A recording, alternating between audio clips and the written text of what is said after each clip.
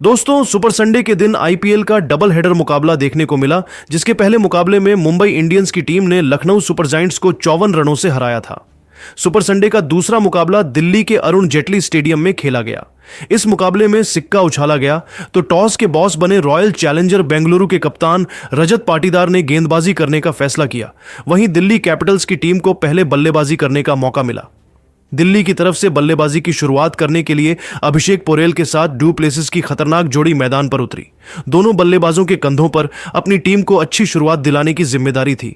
वहीं बेंगलुरु की तरफ से पहले ओवर में गेंदबाजी करने के लिए आए भुवनेश्वर कुमार का स्वागत अभिषेक ने पहले गेंद पर शानदार चौका लगाकर किया और चौके के साथ अपनी टीम का खाता खोला।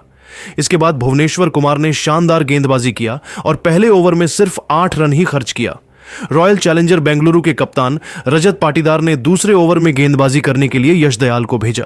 आते ही यश दयाल शानदार गेंदबाजी का नजारा पेश कर रहे थे, लेकिन दूसरे ओवर के अंतिम गेंद पर अभिषेक ने जबरदस्त चौका जड़कर 2 ओवर में दिल्ली कैपिटल्स के स्कोर को 15 रनों तक पहुंचा दिया। बेंगलुरु की तरफ से तीसरा ओवर लेकर आए भुवनेश्वर कुमार। इस बार अभिषेक पोरेल ने उनके जमकर कुटाई कर दी। सबसे पहले ओवर की तीसरी गेंद पर अभिषेक ने गगनचुंबी छक्का लगाया। इसके बाद 5वीं गेंद को भी छक्के में तब्दील कर दिल्ली कैपिटल्स के स्कोर को रॉकेट की रफ्तार से आगे बढ़ाया। भुवनेश्वर कुमार का यह ओवर दिल्ली कैपिटल्स के लिए काफी महंगा साबित हुआ। दोनों बल्लेबाजों ने तीसरे ओवर में 17 रन जोड़ लिए। 3 ओवर की समाप्ति के बाद दिल्ली कैपिटल का स्कोर बिना किसी विकेट के नुकसान पर 32 रनों तक पहुंच गया। दिल्ली कैपिटल्स की शुरुआत बेहद ही शानदार हो चुकी थी। वहीं बेंगलुरु की टीम को लगातार विकेट की तलाश थी। चौथे ओवर में बेंगलुरु के कप्तान रजत पाटीदार ने गेंदबाजी में बदलाव किया और इस बार गेंदबाजी करने के लिए जोश हेजलवुड को भेजा। जोश हेजलवुड अपनी गेंदबाजी से दोनों बल्लेबाजों को खूब परेशान कर रहे थे। अभिषेक संभल कर बल्लेबाजी कर रहे थे और अपना विकेट बचा रहे थे। तभी चौथी गेंद पर जोश हेजलवुड ने अभिषेक पोरेल को जितेश शर्मा के हाथों कैच आउट करा दिया और अपनी टीम को पहली सफलता दिला डाले। इस तरीके से मात्र 33 रनों के स्कोर पर दिल्ली की टीम को पहला झटका लग गया। अभिषेक अपनी टीम के लिए 11 गेंदों पर 2 चौकों और 2 छक्कों की सहायता से 28 रन बनाकर पवेलियन की तरफ लौट गए। अब डू प्लेसिस का साथ देने के लिए करुण नायर मैदान पर बल्लेबाजी करने के लिए उतरे। करुण नायर के चेहरे पर विकेट गिरने का दबाव बिल्कुल भी नहीं दिख रहा था और आते ही उन्होंने जबरदस्त चौका लगाकर अपना खाता खोला। जोश हेजलवुड ने चौथे ओवर में मात्र 5 रन खर्च करके अपनी टीम को पहली सफलता दिला दिया। दिल्ली कैपिटल्स की टीम को एक अच्छे साझेदारी की जरूरत थी। रॉयल चैलेंजर बेंगलुरु की तरफ से 5वां ओवर लेकर आए यश दयाल की दूसरी गेंद पर डू प्लेसिस ने शानदार चौका लगाकर अपनी टीम के स्कोर को रॉकेट की रफ्तार से आगे बढ़ाया। इसी के साथ अंपायर ने उसे नो बॉल भी करार दिया और डू प्लेसिस को फ्री हिट भी मिल चुका था, लेकिन डू प्लेसिस स्ट्रीट का फायदा नहीं उठा पाए और सिंगल लेकर स्ट्राइक करुण नायर को दे दिया।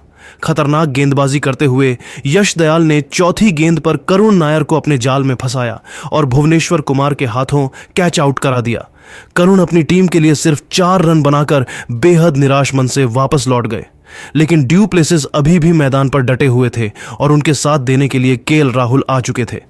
5 ओवर की समाप्ति के बाद दिल्ली कैपिटल का स्कोर 2 विकेट के नुकसान पर 45 रन बन पाया। पावर प्ले के अंतिम ओवर में बेंगलुरु की तरफ से विकेट की तलाश में गेंदबाजी करने के लिए एक बार फिर से जोश हेजलवुड के पहले गेंद पर केएल राहुल ने दौड़कर 2 रन बटोर लिए। फिर चौथी गेंद पर सिंगल लेकर स्ट्राइक डू प्लेसिस को दे दिया। ओवर की 5वीं गेंद पर डू प्लेसिस ने अपने अंदाज में चौका जड़कर पावर प्ले के 6 ओवर में दिल्ली कैपिटल्स के स्कोर को 50 रनों के आंकड़े के पास पहुंचा दिया। पावर प्ले की समाप्ति के बाद 7वें ओवर में बेंगलुरु के कप्तान रजत पाटीदार ने गेंदबाजी में बड़ा बदलाव किया और इस बार गेंदबाजी करने के लिए सुयश शर्मा को भेज दिया। 7वें ओवर में दोनों बल्लेबाजों को सिर्फ सिंगल लेकर ही काम चलाना पड़ा। सुयश शर्मा ने जबरदस्त गेंदबाजी करते हुए 7वें ओवर में सिर्फ 5 रन ही खर्च किया। इस तरीके से 7 ओवर के बाद दिल्ली का स्कोर 57 रन ही बन पाया। दोनों बल्लेबाज पूरी तरीके से सेट हो चुके थे और धीरे धीरे अपनी टीम के स्कोर को आगे बढ़ा रहे थे। वहीं बेंगलुरु की टीम को लगातार विकेट की तलाश थी। 8वें ओवर में बेंगलुरु के गेंदबाजी में बड़ा बदलाव देखने को मिला और रजत पाटीदार ने गेंदबाजी करने के लिए स्पिन के जादूगर कृणाल पांड्या को बुला लिया। कृणाल पांड्या के इस ओवर से केएल राहुल और फफ डू प्लेसिस ने एकल और डबल लेकर 6 रन जोड़ डाले। 8 ओवर के बाद दिल्ली कैपिटल का स्कोर 2 विकेट के नुकसान पर 63 रनों तक पहुंच गया। दिल्ली का स्कोर धीरे धीरे आगे बढ़ रहा था और दोनों बल्लेबाजों के बीच एक मजबूत साझेदारी पनपती हुई दिखाई दे रही थी। 9वें ओवर में बेंगलुरु के कप्तान रजत पाटीदार ने सुयश शर्मा पर एक बार फिर से भरोसा जताया और गेंद को उनके हाथों में कमाए आते ही सुयश शर्मा ने दोनों बल्लेबाजों के होश उड़ा दिए। तभी चौथी गेंद पर केएल राहुल ने सनसनाता हुआ चौका लगाकर दिल्ली के स्कोर को रॉकेट की रफ्तार से आगे बढ़ाया। 10वीं ओवर में कप्तान रजत पाटीदार ने रणनीति बनाई और गेंदबाजी करने के लिए एक बार फिर से कृणाल पांड्या को बुला लिया। कृणाल पांड्या की खतरनाक गेंद दोनों बल्लेबाजों को बिल्कुल भी समझ में नहीं आ रही थी और एक एक रन बनाना उनके लिए काफी मुश्किल हो रहा था। शानदार गेंदबाजी करते हुए कृणाल ने 5वीं गेंद पर सेट बल्लेबाज डू प्लेसिस का विकेट चटकाकर दिल्ली कैपिटल्स को तगड़ा झटका दे दिया। डू प्लेसिस को 22 रन बनाकर वापस लौटना पड़ा। अब दिल्ली कैपिटल्स की टीम मुश्किल में फंसती हुई दिखाई दे रही थी। ड्यू प्लेसिस विकेट गिरने के बाद केएल राहुल का साथ देने के लिए अब मैदान पर खुद कप्तान अक्षर पटेल बल्लेबाजी करने के लिए उतरे। दोनों बल्लेबाजों के कंधों पर अपनी टीम की बड़ी जिम्मेदारी आ चुकी थी। 10 ओवर की समाप्ति के बाद दिल्ली की टीम का स्कोर 3 विकेट के नुकसान पर 72 रन बन पाया। बेंगलुरु की तरफ से 11वां ओवर लेकर आए यश दयाल की पहली गेंद पर केएल राहुल ने दौड़कर 2 रन बटोर लिए। इसके बाद तीसरी गेंद पर सिंगल लेकर स्ट्राइक अक्षर पटेल को दे दिया। 5वीं गेंद पर अक्षर पटेल को भी सिंगल ही मिल पाया, लेकिन 11वें ओवर की आखिरी गेंद पर केएल राहुल ने खतरनाक चौका जड़कर दिल्ली के स्कोर को 80 रनों तक पहुंचा दिया। 12वें ओवर में कप्तान रजत पाटीदार ने गेंदबाजी करने के लिए सुयश शर्मा को भेज दिया। ओवर की दूसरी और तीसरी गेंद पर दोनों बल्लेबाजों को सिंगल ही मिल पाया। तभी पहुंच में गेंद पर अक्षर पटेल ने अपने अंदाज में जबरदस्त चौका जड़कर दिल्ली के स्कोर को 87 रनों तक पहुंचा दिया। दोनों बल्लेबाज पूरी तरीके से सेट हो चुके थे और तेजी से रन बटोरते हुए अपनी टीम के स्कोर को आगे बढ़ा रहे थे। 13वें ओवर में बेंगलुरु के कप्तान रजत पाटीदार ने कृणाल पांड्या पर एक बार फिर से भरोसा जताया और गेंद को उनके हाथों में थमा दिया, लेकिन अक्षर पटेल ने पहले गेंद पर सनसनाता हुआ छक्का लगाकर दिल्ली के स्कोर को रॉकेट की रफ्तार से आगे बढ़ाया। इसके बाद दोनों बल्लेबाजों को सिंगल के साथ ही काम चलाना पड़ा। दोनों बल्लेबाजों ने मिलकर कृणाल पांड्या के इस ओवर से 10 रन बटोर लिए। 13 ओवर की समाप्ति के बाद दिल्ली कैपिटल का स्कोर 3 विकेट के नुकसान पर 97 रनों तक पहुंच गया। जिस तरीके से दिल्ली कैपिटल का स्कोर आगे बढ़ रहा था और बेंगलुरु के गेंदबाज विकेट निकाल रहे थे, उसे देखकर तो यही लग रहा था कि दिल्ली की टीम रॉयल चैलेंजर बेंगलुरु को 140 से 150 रनों का लक्ष्य ही दे पाएगी। लेकिन दोस्तों, अब आपको क्या लगता है, इस बार आईपीएल की चमचमाती हुई ट्रॉफी कौन सी टीम जीतेगी? आप खुद नीचे कमेंट करके बताइए और क्रिकेट जगत से संबंधित ऐसी ही नई नई वीडियो के लिए हमारे चैनल को जरूर सब्सक्राइब करिए। धन्यवाद। दोस्तों, सुपर संडे के दिन आईपीएल का डबल हेडर मुकाबला देखने को मिला, जिसका पहला मुकाबला मुंबई के होम ग्राउंड वानखेड़े स्टेडियम में खेला गया। इस रोंगटे खड़े कर देने वाले मुकाबले में मुंबई इंडियंस के सामने लखनऊ सुपर जायंट्स की टीम थी। करोड़ों क्रिकेट प्रेमियों को इस मुकाबले का बेसब्री से इंतजार था। पूरा स्टेडियम दर्शकों से खचाखच भरा हुआ था। सिक्का उछाला गया तो टॉस जीतकर लखनऊ सुपर जायंट्स के कप्तान ऋषभ पंत ने गेंदबाजी करने का फैसला किया। वहीं इस मुकाबले में मुंबई इंडियंस की टीम को पहले बल्लेबाजी करने का मौका मिला। मुंबई की तरफ से पारी की शुरुआत करने के लिए रियान रिकेल्टन के साथ रोहित शर्मा की खतरनाक जोड़ी मैदान पर उतरी।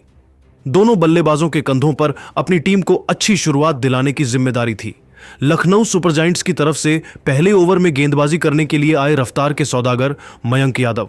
दोस्तों, आपकी जानकारी के लिए बता दें कि मयंक यादव वही गेंदबाज हैं जिन्होंने आईपीएल 2024 के सीजन में अपनी रफ्तार से पूरे क्रिकेट जगत में टहलका मचा दिया था। आते ही मयंक यादव खतरनाक गेंदबाजी का नजारा पेश कर रहे थे और दोनों बल्लेबाजों को पूरी तरीके से जकड़ कर रखा था।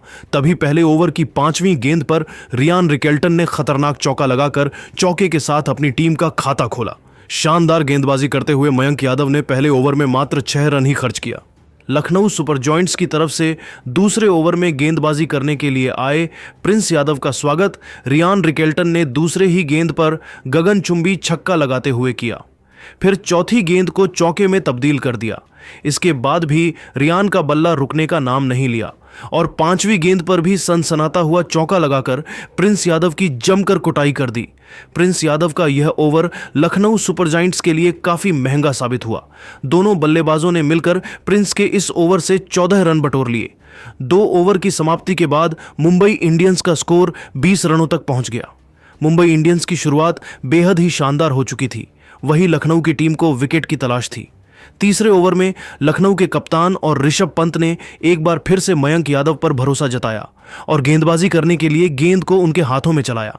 लेकिन ओवर की पहली ही गेंद पर रोहित शर्मा ने गगनचुंबी छक्का लगाकर मयंक यादव के होश उड़ा दिए।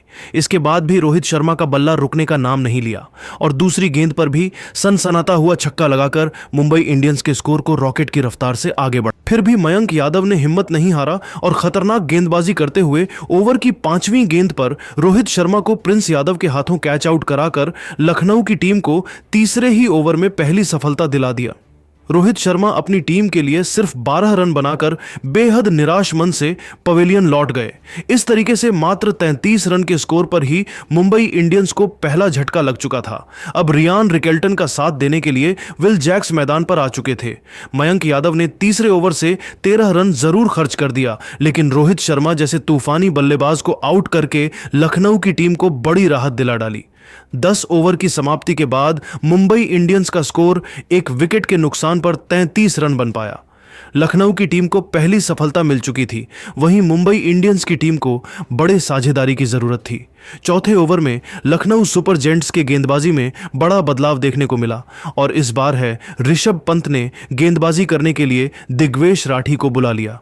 आते ही दिग्वेश राठी अपने खतरनाक गेंदबाजी से दोनों बल्लेबाजों को खूब परेशान कर रहे थे। रियान रिकेल्टन और विल जैक्स को एक एक रन बनाना काफी मुश्किल हो रहा था। तभी चौथे ओवर की आखिरी गेंद पर रियान रिकेल्टन ने अपने अंदाज में जबरदस्त छक्का लगाकर 4 ओवर में मुंबई के स्कोर को 39 रनों तक पहुंचा दिया। मुंबई इंडियंस का स्कोर तेजी से आगे बढ़ रहा था, वहीं लखनऊ सुपर जायंट्स की टीम को लगातार विकेट की तलाश थी।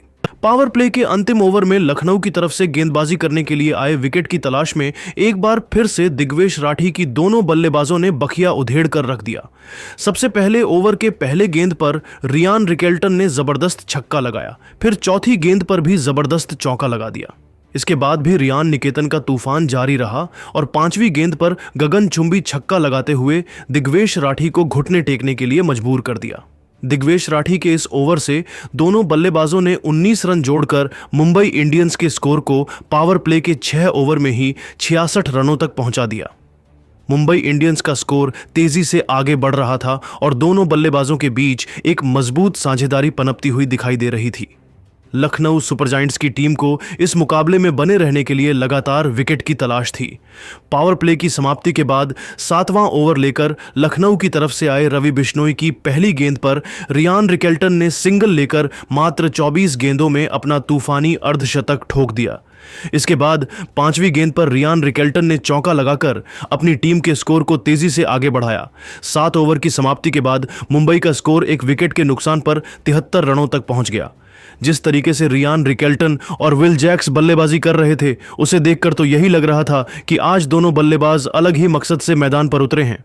8वें ओवर में लखनऊ के कप्तान ऋषभ पंत ने रणनीति बनाई और गेंदबाजी करने के लिए आवेश खान को बुला लिया, जिनका स्वागत विल जैक्स ने दूसरे ही गेंद पर चौका जड़कर किया। इसके बाद 5वीं गेंद को भी उन्होंने चौके में तब्दील कर दिया।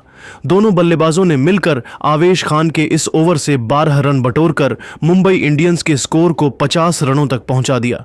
दोनों बल्लेबाजों के तूफान के सामने लखनऊ सुपर जायंट्स के हर गेंदबाज घुटने टेकने के लिए मजबूर हो रहे थे और लगातार विकेट निकालने में फेल हो रहे थे। लखनऊ की तरफ से 9वां ओवर लेकर आए विकेट की तलाश में दिग्वेश राठी ने खतरनाक गेंदबाजी करते हुए दोनों बल्लेबाजों को तारे दिखा दिए। दोनों बल्लेबाज